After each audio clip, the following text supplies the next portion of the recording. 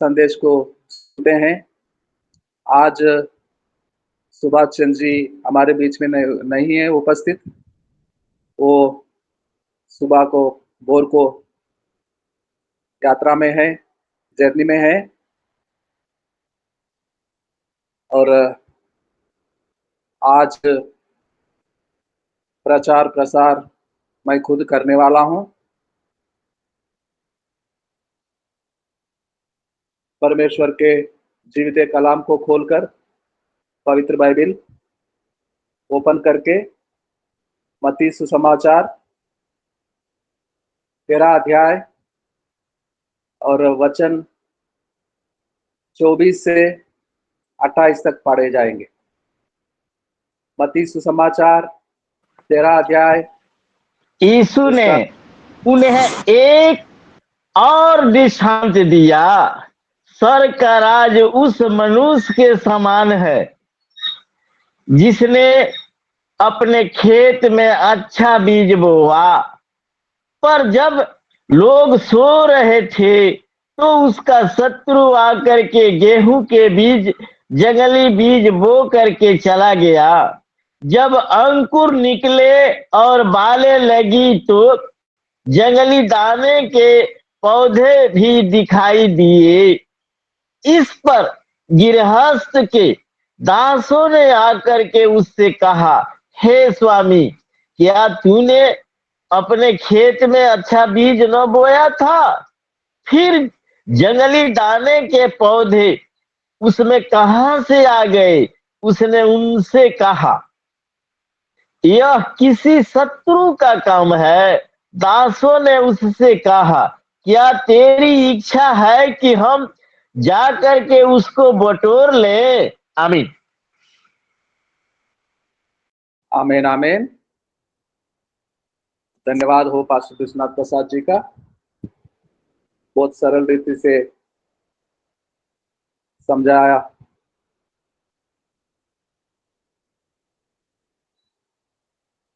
बहुत सरल रीति से हम लोग समझ गए हैं।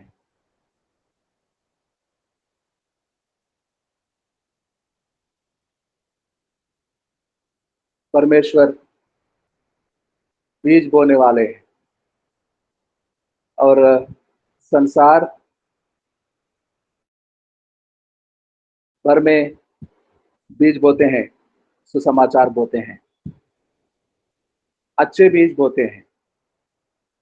सुसमाचार यीशु मसीह का क्रूस की कथा अच्छे बीज के समान है। और शत्रु ने, दुश्मन ने, जब रात हो गई, सारे लोग सोने जाएंगे, नींद में जाएंगे और नींद में रहते हुए लोगों, शत्रु अच्छे खेत में मिलावट कर देता है। जंगली बीज बोते, जंगली बीज बोकर चला जाता है। क्या मतलब होगा इस दृष्टांत का? यीशु मसीह खुलासा नहीं करेगा। यीशु मसीह चेलों से जंगली बीज का दृष्टांत व्यवस्था खुलासा नहीं करेगा तो कैसा समझ पाते? इन बातों का विवरण खुद यीशु मसीह देते हुए कहते हैं, वचन 36 से 38 तक उसी अध्याय में, मत्ती का 13:36 वचन से लेकर 38 तक पढ़ेंगे। उसी अध्याय में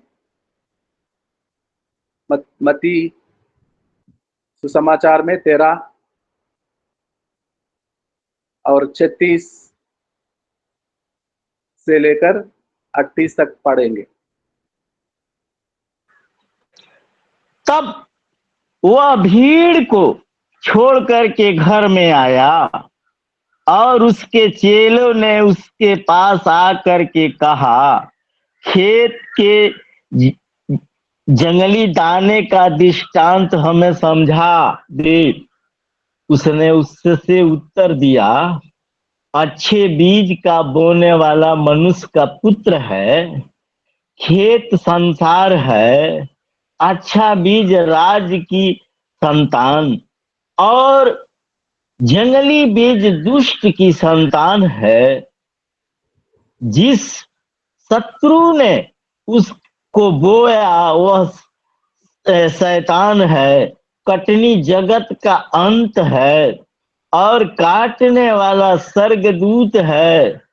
अंत जैसे जंगली दाने बटोरे जाते जलाए जाते हैं, वैसा ही जगत के अंत में होगा।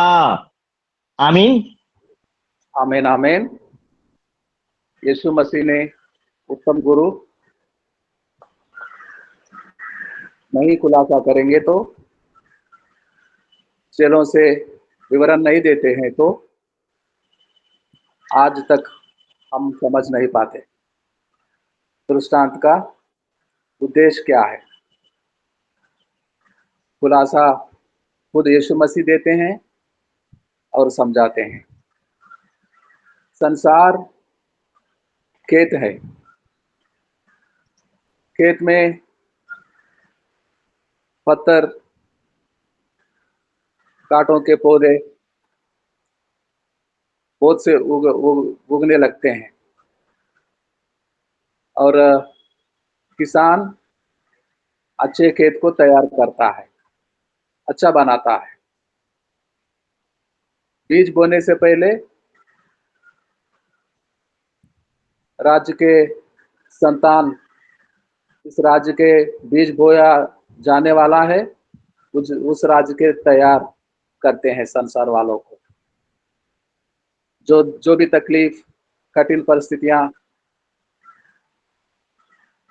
जंगली पौधों के समान, कांटों के पौधों के समान बड़े बड़े पत्थर निकाल देता है, साफ कर देता है, हर तकलीफ को दूर करता है। अच्छे खेत के समान संसार के लोगों को तैयार करता है। कई लोग बीमार पड़ जाते हैं, यीशु मसीह चंगा करता है। कई लोग समस्या में पड़ जाते हैं, हर समस्या का हल यीशु मसीह खुद करते हैं, तब जाकर अच्छे खेत बन सकते हैं।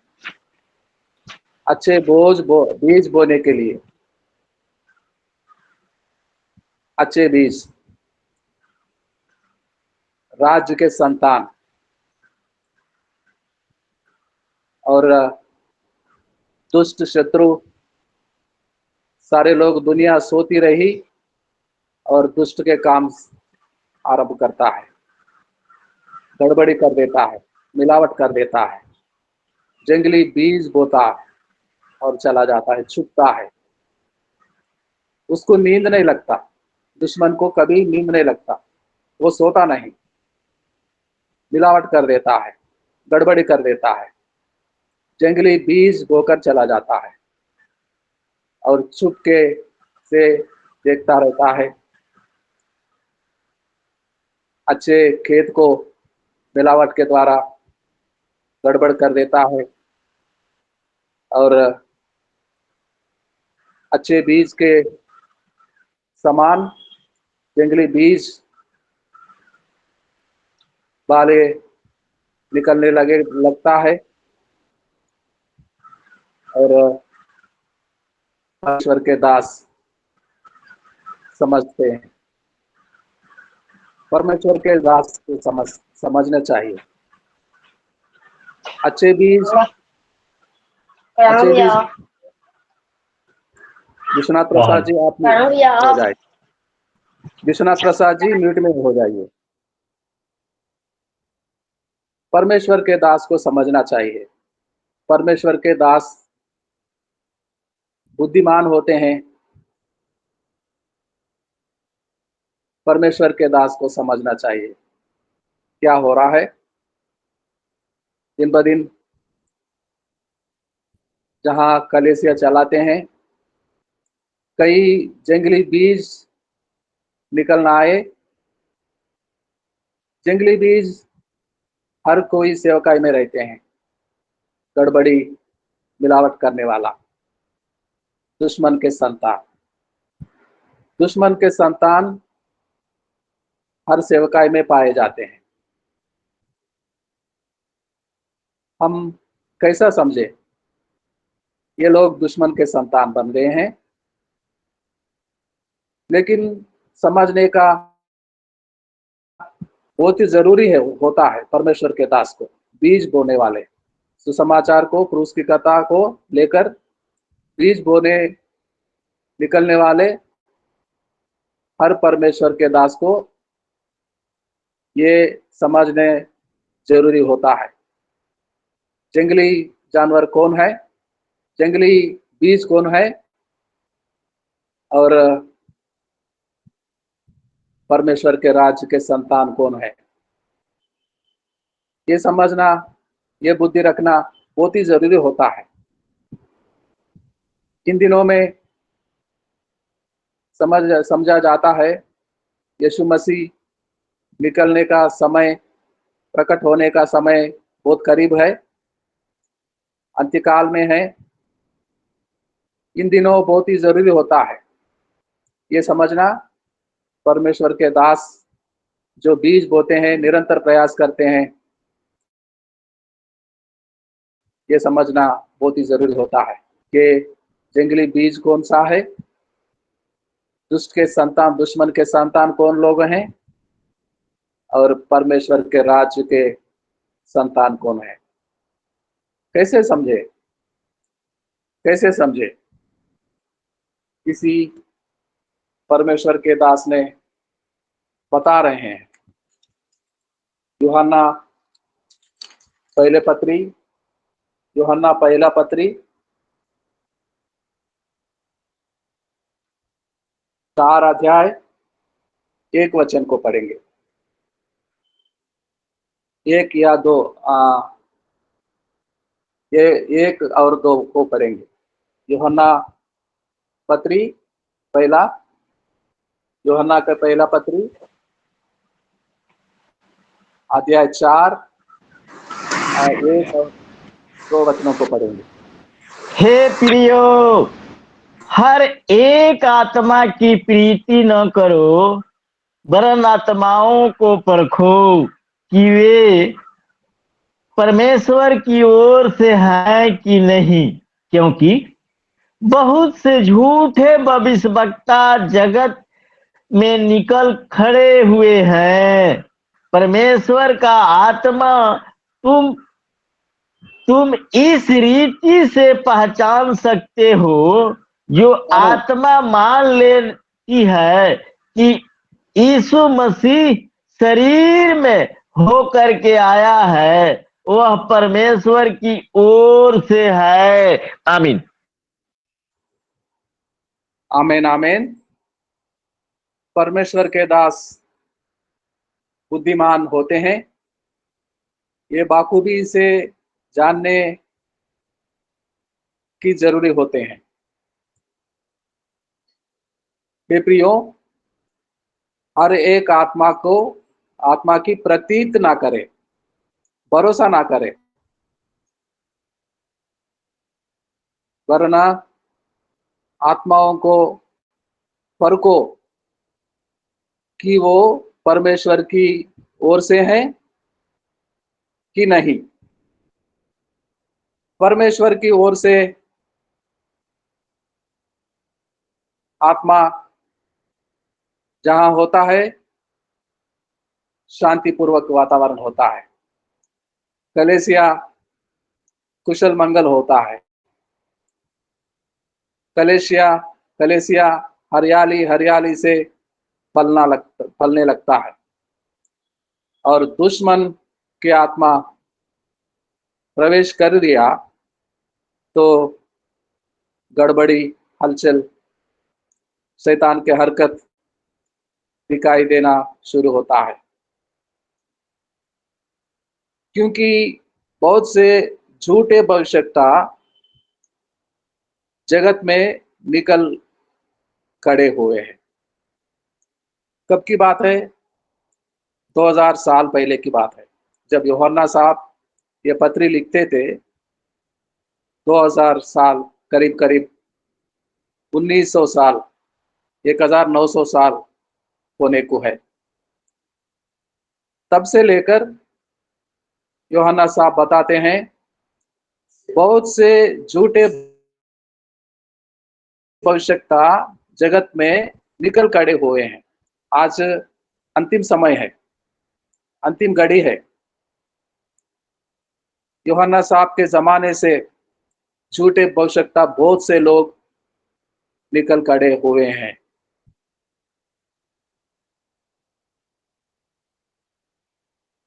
झूठे भविष्यवक्ता।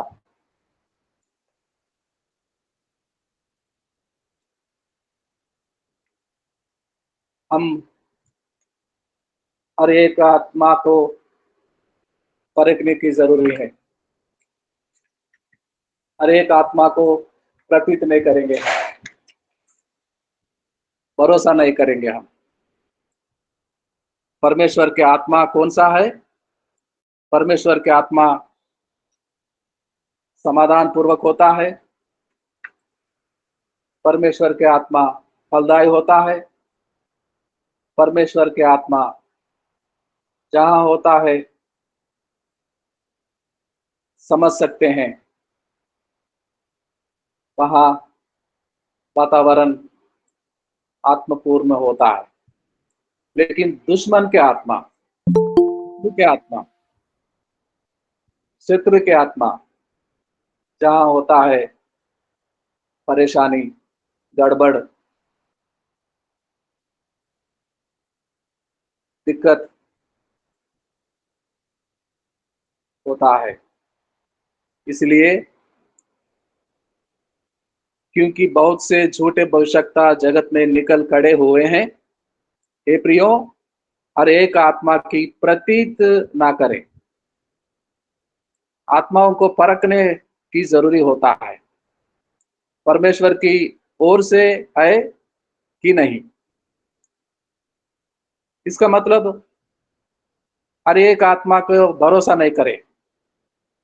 उनके कामों के द्वारा वो काम परमेश्वर के दास, सुसमाचार प्रचार करने वाले सेवक अच्छी तरह जानते हैं। यह आत्मा परमेश्वर की ओर से है या दुश्मन की ओर से है। गड़बड़ी के कारण, मिलावट के कारण जब सेवकाई अच्छे होने लगी तो दुश्मन सह नहीं जाता। दुश्मन को जलन होता है, शत्रु को जलन होता है। जलन के कारण गड़बड़ी पैदा करना शुरू होता है। गड़बड़ी के कारण शुरू होता है। इसलिए प्रियो, परमेश्वर के दास को चौकन्ना, अवेयरनेस की जरूरत है। सुसमाचार प्रचार करते और आत्माओं को परखने का जरूरी होता है। परमेश्वर के ओर से है, दुश्मन के ओर से है। हमेशा हमेशा चौकन्ना रहना चाहिए। परमेश्वर के दास, क्रूस की कथा बोने वाले दास हमेशा शैतान के हरकतों को नाश करते, डांटते रहने की जरूरी है। सबसे पहले दुश्मन के हरकतों को नाश करने, सबसे पहले प्रार्थना करें। क्या होता है, जरूरी क्या होता है? मेरे सेवकाई में दुश्मन के हरकतें नाश हो जाए, ये प्रार्थना करने की जरूरत है। हर किसी आत्मा को परखने की जरूरत है। कहीं सेवकाई में जिंदगी दुश्मन के ओर से हो जाने वाले जंगली बीज। दुश्मन क्या करता है, जब दुनिया सोने लगेगी मिलावट करने आ जाता है। दुनिया आराम करने जाएंगे कुछ देर के लिए, तभी दुश्मन आ जाते हैं, शत्रु आ जाता है और जंगली बीज को बोकर चला जाता है। देखता है, क्योंकि दुश्मन कभी नहीं सोने वाले। दुश्मन हमेशा जलन रखने वाले, अच्छे काम को बिगाड़ने वाले, अच्छी सेवकाई को बिगाड़ने वाले।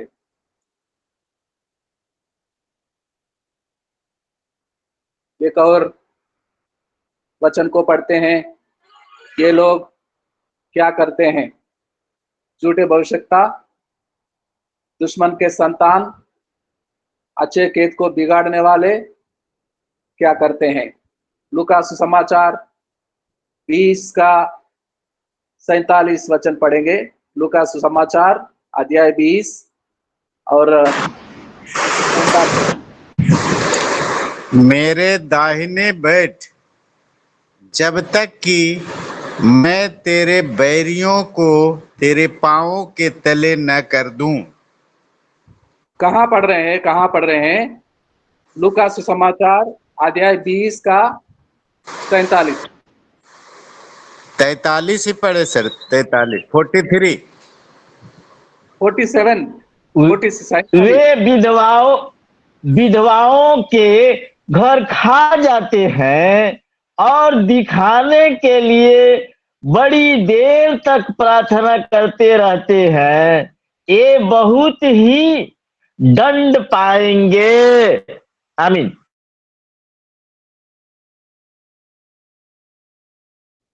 पास्टर जी बहुत अच्छे पढ़े हैं, कृष्णा प्रसाद जी धन्यवाद देते हैं।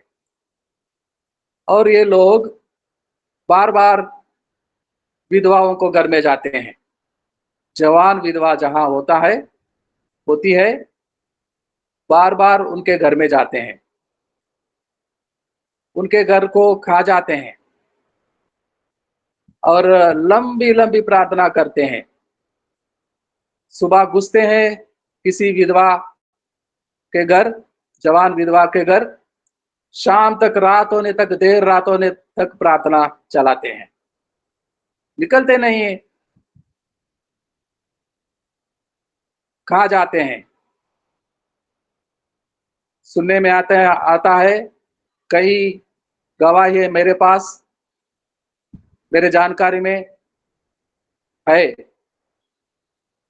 10, 12, 20 लोगों का अच्छे अच्छे गवाही सुनते हैं, अपने लिए खुद झूठा गवाही बनाकर, मानो उनकी खुद की जीवन का गवाही है, सुनाने लगते हैं और लंबी प्रार्थना चलाते हैं। वो खुद भी बहुत देर तक प्रार्थना करते हैं, घंटों प्रार्थना करते हैं और एक दिन खा जाते हैं। ऐसे लोग झूठे भविष्यवक्ता हो सकते हैं। ऐसे लोग परमेश्वर के ओर से नहीं है। बार बार महिलाओं के घर में जाना गलत काम होता है। जब किसी बहन का पति घर पर नहीं है, तुरंत छोटा सा प्रार्थना करके आशीष देकर उस घर से बाहर आना चाहिए। समय देखकर भाई बाहर जाने के बाद बहन के घर में घुसना गलत काम है। गलत इसलिए है, दुश्मन के संतान के लोग हैं, दुश्मन के संतान है, गड़बड़ी करने का काम करते हैं। बार बार महिलाओं के घर में जाने वाले, घुसने वाले दुष्ट के संतान हो सकते हैं। और एक और वचन को पढ़ेंगे। यहूदा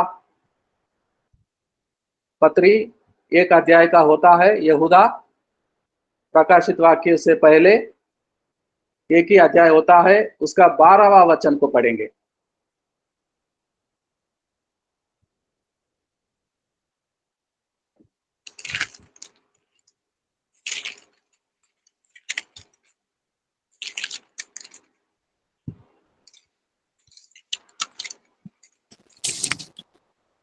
यहूदा की पत्री 1 अध्याय में से सिर्फ 1 ही अध्याय होता है, उसका 12वां वचन को पढ़ेंगे। वे तुम्हारी एक प्रेम तुम्हारे सभाओं में तुम्हारे साथ खाते पीते समुद्र में छिपी हुई चट्टान सरीखे हैं और बेधड़क अपना ही पेट भरने वाले रखवाले हैं। वे निर्जल बादल हैं जिन्हें हवा उड़ा ले जाती है। पतझड़ के निष्फल पेड़ हैं जो दो बार मर चुके हैं और जड़ से उखड़ गए हैं। आमीन। आमेन amen. Thank you Sajan Koshy sir, God bless you. वे तुम्हारे प्रेम सभाओं में तुम्हारे साथ खाते पीते हैं, बिना बुलाए घुस पड़ते हैं। बार बार जहां प्रेम सभा आयोजित किया जाता है वहीं पाए जाते हैं लोग झूठे भविष्य, जो परमेश्वर के ओर से नहीं, दुश्मन के ओर से हैं, शत्रु के शैतान के ओर से हैं। खाते पीते हैं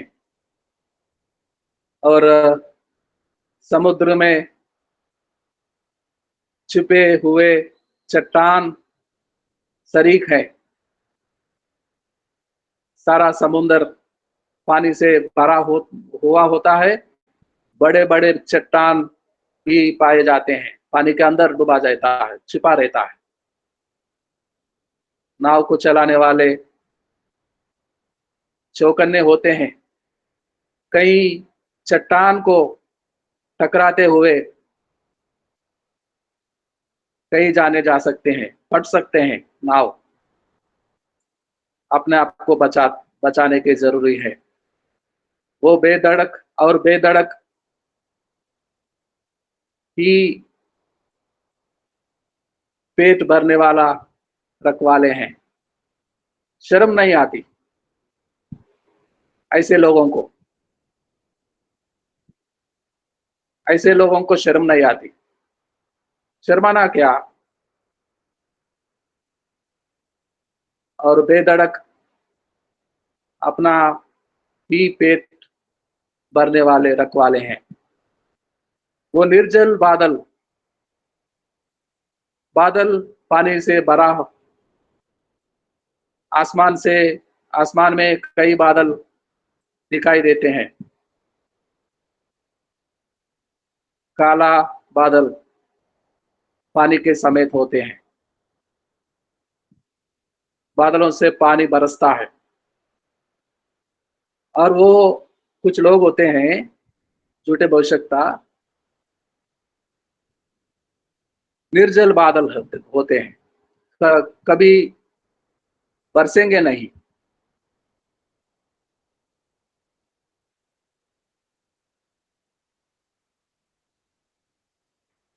जिन्हें हवा उड़ा ले जाती है, हवा के झोंकों जहां ले जाता है वहीं ये बादल भागे जाते हैं। पतझड़ के निष्फल पेड़ हैं जो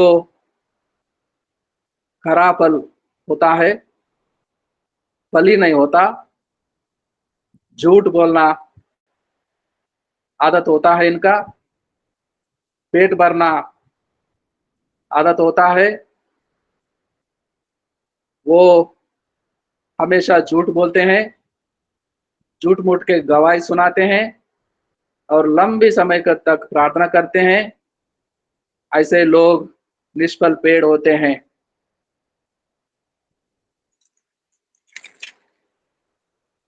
बचना चाहिए ऐसे लोगों से, चौकन्ना रहना चाहिए ऐसे लोगों से।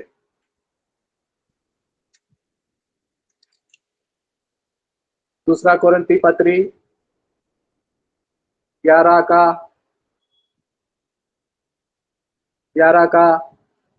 11 अध्याय में से 13वां वचन से लेकर 15 तक पढ़ेंगे। दूसरा कोरिन्थी पत्री अध्याय 11 और 13 वचन से लेकर 15 वचन तक पढ़ेंगे।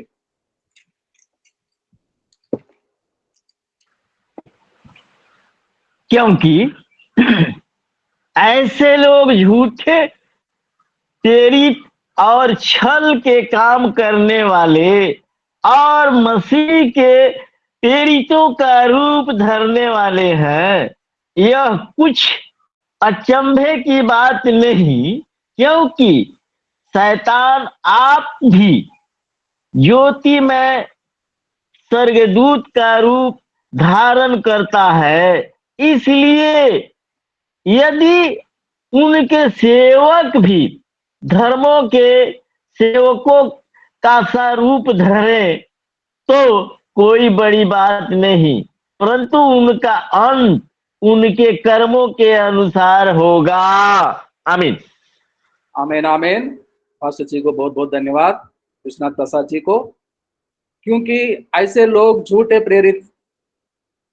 प्रेरित प्रभु की सेवकाई, संडे स्कूल टीचर से लेकर यूथ लीडरशिप, महिला लीडरशिप और सुसमाचार सुनाने वाले एवेंजलिस्ट सेवक, ये तो प्रेरित हैं, ये तो प्रेरित हैं।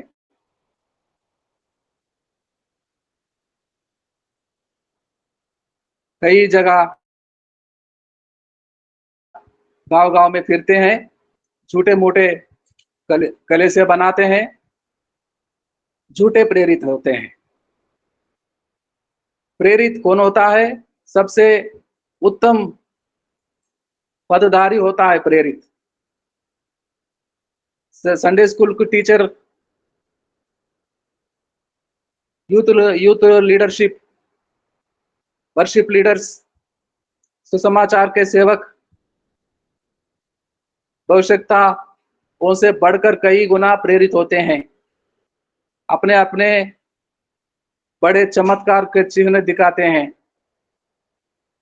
और झूठे प्रेरित होते हैं।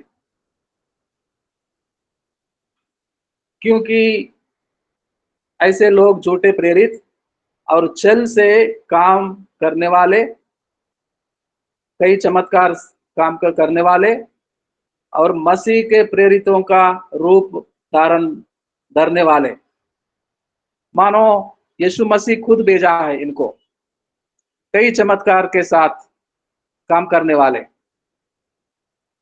लेकिन इन लोगों का सरदार दुश्मन खुद होता है, शत्रु खुद होता है, शैतान खुद होता है। शैतान के ओर से भेजे जाने वाले लोग होते हैं और मसीह को प्रेरित का रूप धरने वाले।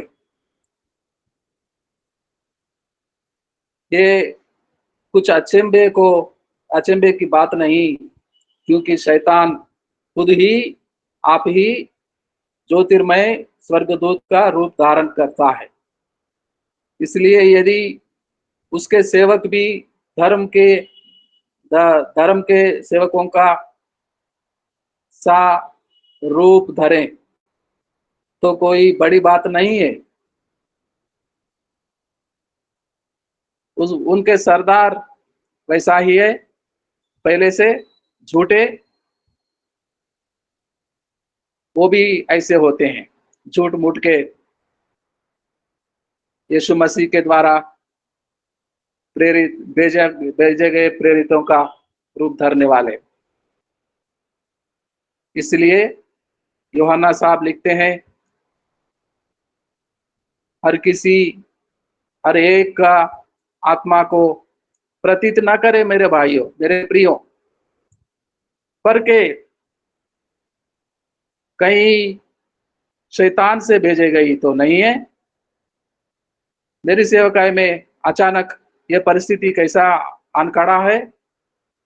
अब तक सब कुछ ठीक होता था, अब गड़बड़ के कारण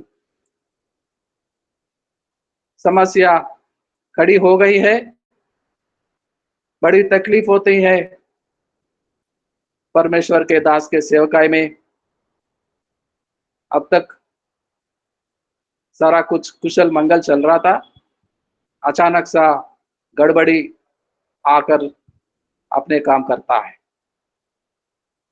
चौकन्ने रहना चाहिए, हर आत्मा को भरोसा नहीं करना चाहिए, परखने की जरूरत होता है।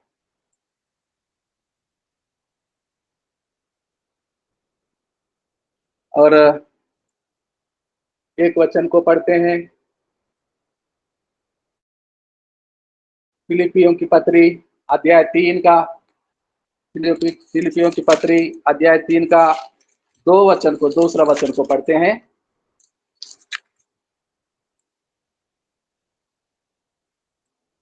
फिलिपियों की पत्री 3 का 2। फिलिपियों की पत्री अध्याय 3 का 2।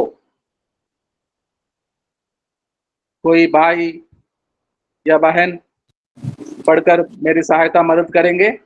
कुत्तों से चौकस रहो, उन बुरे काम करने वालों से चौकस रहो, उन काट कूट करने वालों से चौकस रहो। आमीन। आमीन। स्वजन को टीचर को बहुत बहुत धन्यवाद। कुत्तों को चिंता करता है प्रेरित पौलुस, पत्री लिखने वाला साहब कुत्तों का चिंता नहीं करते। उन बुरे काम करने वालों से चौकस रहने के लिए आज्ञा दिया जाता है। बुरे काम बिगाड़ देता है अच्छे काम को। दुश्मन यही चाहता है, अच्छे काम को बिगाड़ने, अच्छे सेवकाई को बिगाड़ने, अच्छे खेत में जंगली बीज बोने, अच्छे सेवकाई को बिगाड़ना चाहता है दुश्मन। उन कुत्तों के बारे में चिंता करता है। उन काट कूट करने वाले से चौकस रहो। काट कूट कर देता है, बोलता है यीशु मसीह कौन है।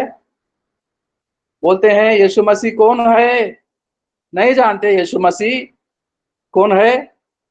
बाखूबी जानते हैं ये लोग बुरा काम करने वाले, बुरा काम के द्वारा अच्छे काम को बिगाड़ने वाले, ये बाखूबी जानते हैं यीशु मसीह कौन है। परमेश्वर यहोवा ही सब कुछ है, ये जानते हुए बाखूबी से जानने वाले यीशु मसीह एकमात्र संतान है, खुद खुदा है। हम संसार वालों को अपने पापों से बचाने, छुटकारा देने,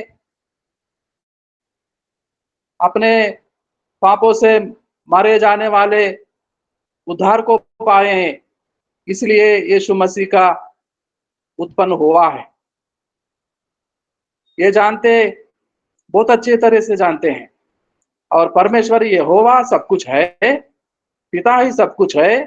यीशु मसीह कुछ भी नहीं है। काटकूट करने वाले पवित्र शास्त्र बाइबल के पन्ने को काटते नहीं। क्यों पढ़ते हैं? यीशु मसीह के खुदाई साबित होता है, यीशु मसीह खुद खुदा होता है।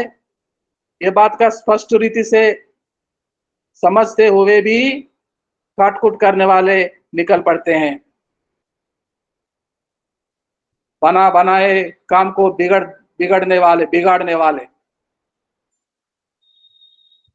ऐसे कुत्तों की चिंता करता है। प्रकाशित वाक्य 22 का 15 वचन, प्रकाशित वाक्य अध्याय 22 का 15 वचन पढ़ते हैं।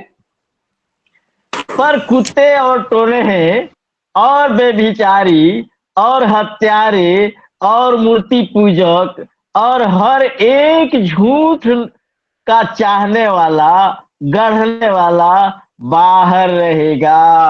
आमीन। आमीन आमीन। धन्यवाद आपको। यहाँ साफ खुद मसीह बोलते हैं, पर कुत्ते चौकस रहेंगे। कुत्ते जादू टोना करने वाले और व्यभिचारियों और हत्यारों, मूर्ति पूजक और झूठ का सहारा लेने वाले, खुद झूठ बोलने वाले स्वर्गलोक में नहीं प्रवेश करेंगे। ये जानना बहुत जरूरी है। कुत्तों की चिंता करते हैं प्रेरित पौलुस, खुद यीशु मसीह। ये कौन से कुत्ते हैं?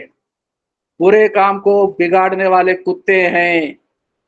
बार बार अनाथ विधवा, जवान विधवा घर जाकर लंबी प्रार्थना चलाने वाले कुत्ते हैं।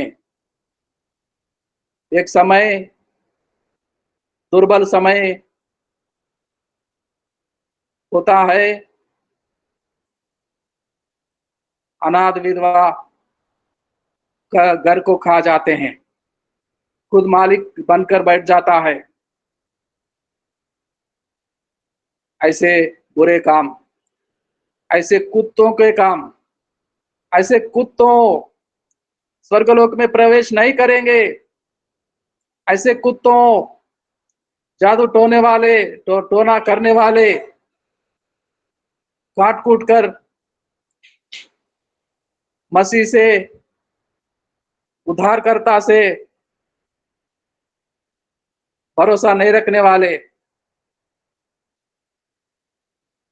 ऐसे लोगों का स्वर्गलोक में प्रवेश निषिद्ध होता है। बाहर रहेंगे, जहां दांत पीसना, जलना, आग कभी बुझेगा नहीं है, जलन कभी थमेगा नहीं है।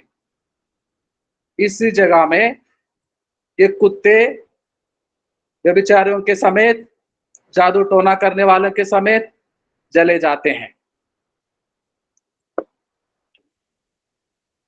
इसलिए मेरे प्रियो, मैं परमेश्वर के दास हाथ जोड़कर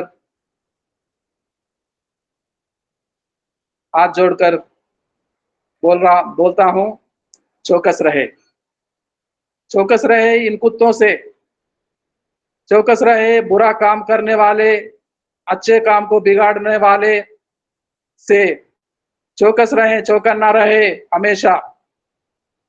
प्रार्थना करने वाले चौकस होते हैं, बुद्धिमान होते हैं। प्रार्थना करने वाले चौकस और बुद्धिमान होते हैं। हर किसी आत्मा को परख कर देख पाते हैं। चौकस रहें, क्योंकि यूहन्ना साहब के समय 1900 साल से ऐसे लोगों का निकलना होता है। यूहन्ना साहब खुद लिखते हैं, कई झूठे भविष्यवक्ताओं का कलीसिया में प्रवेश कर चुके हैं, काम बिगाड़ देते हैं। अच्छे काम को, अच्छे सेवकाई को बिगाड़ने वाले झूठे भविष्यवक्ता प्रेरित बनकर निकल पड़ते हैं। ऐसे लोगों से बच के रहें। ऐसे लोगों से बच के रहने का ताकत और सामर्थ्य प्रार्थना में पाते रहें, चौकस रहें। आज का मेरा यही प्रचार प्रसार है। परमेश्वर हमें वो शक्ति, वो ताकत प्रदान करे, हम चौकस रहें और किसी आत्मा के प्रतीत ना करें कि हमेशा परमेश्वर की ओर से परमेश्वर की संतान, परमेश्वर के अच्छे दासों का स्वागत करके आदर करते हैं। झूठे बुरा करने वाले से बच कर रहे, यही मेरा संदेश है।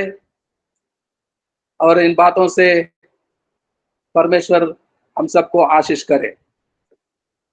प्रार्थना करना चाहते हैं। अंतिम प्रार्थना होगा छोटा सा। साजन कोशिश सर प्रार्थना करेंगे। Praise the Lord. आइए हम प्रार्थना के लिए अपनी तैयारी दें। विश्रामवार के दिन के लिए, पवित्र दिन के लिए धन्यवादी हैं पिता। समय पर जागृत अवस्था में उठाकर पिता तड़के आप अपनी शिक्षा हमें देने के लिए पिता, उस चेतना और उस अगुवाई के साथ अपने आप को एक अच्छे प्रेरित के रूप में पाए जाने के लिए क्षमता मिलने पाए पिता परमेश्वर। जिन बातों की क्षमता ना होने के बाद भी पास्टर धनराज ने जिन बातों को चिताया और सिखाया, बोलने में वो वेग उनके जीवन से दिख रहा था, प्रकट हो रहा था। यस, वो तेज दिख रहा था कि कितनी बुराइयां हैं संसार में, इतने झूठे शिक्षक प्रेरित चल रहे हैं। उन्हें दे पिता इन सबको शांति मिले, समझ मिले और बुद्धि और विवेक के साथ प्रभु अपनी महिमा के उस तादाद में अपने आप को रखने के लिए प्रभु धन्यवाद दे।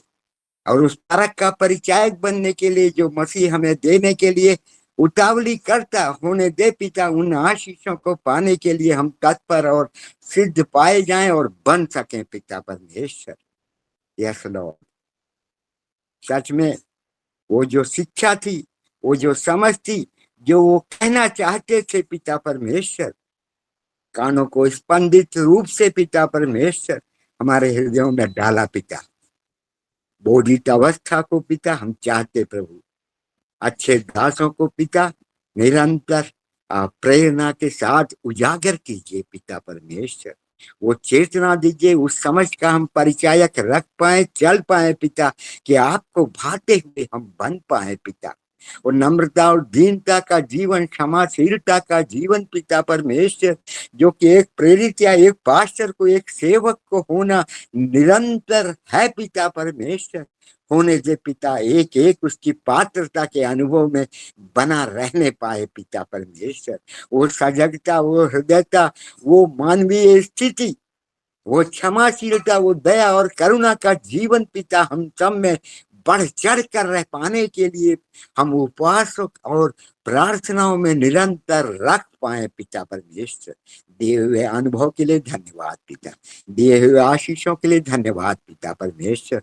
आज जबकि पिता हमारा वेडिंग एनिवर्सरी डे है पिता परमेश्वर, 11 मई को हमारी शादी 1989 में हुई थी पिता परमेश्वर। और विशेष तौर से पिता परमेश्वर आज जो मदर्स डे है पिता परमेश्वर, इन आशीषों को हम पा पाते पिता। उन्हें दे पिता परमेश्वर बढ़ चढ़ कर सेवा में रहने के लिए और एक दूसरों को अपने से बेहतर जानने के लिए, आपके उस पथ का परिचायक बनने के लिए, आपके उस प्रेम का परिचायक बनने के लिए सजगता दीजिए पिता। तमाम बातों में पिता आपका और सिर्फ आपकी सिद्धता को पूर्ण करने के लिए हमारा जीवन तत्पर और सिद्ध बन पाए पिता। आशान्वित जीवन के साथ विशेष दिन के लिए धन्यवाद मांगते हुए पिता प्रार्थना को प्यारे प्रभु यीशु मसीह के नाम से मांगते। आमीन, आमीन, आमीन,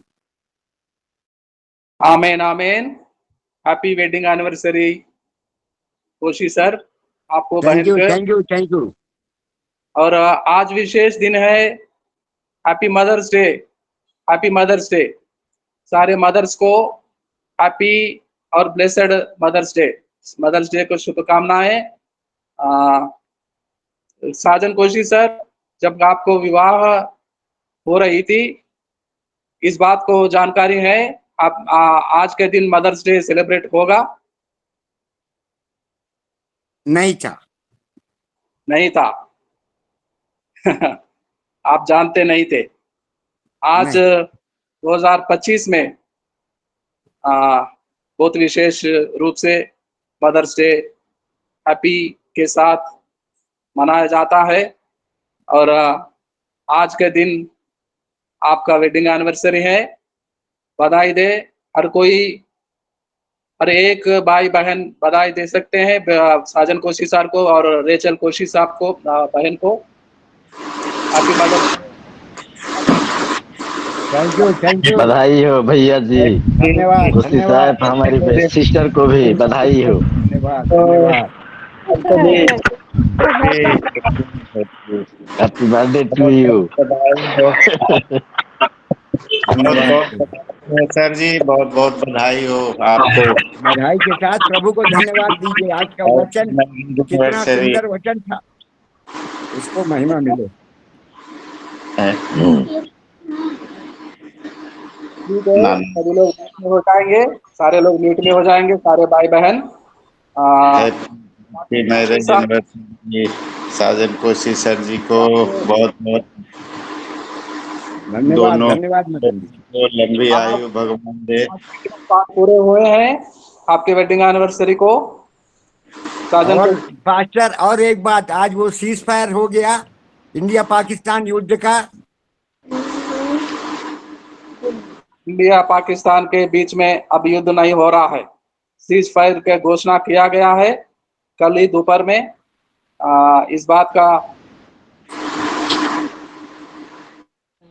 हम जानना चाहते हैं हमारे भाई डॉक्टर हारून यूसुफ, जो लाहौर में रहने वाले, कमरान अनवर कराची में रहने वाले, खुश होंगे। प्रार्थना करते हैं, आशीषों को लेते हैं। विश्वनाथ प्रसाद जी हमारे आशीषों को सुनाएंगे। अब हमारा प्रभु यीशु मसीह का प्रेम, परमेश्वर पिता का अनुग्रह, आशीष, अभिषेक, पवित्र आत्मा की संगति, सहभागिता, संसार भर के प्रियजनों के साथ प्रभु के अगले आगमन तक शांति प्रेम बनी रहे।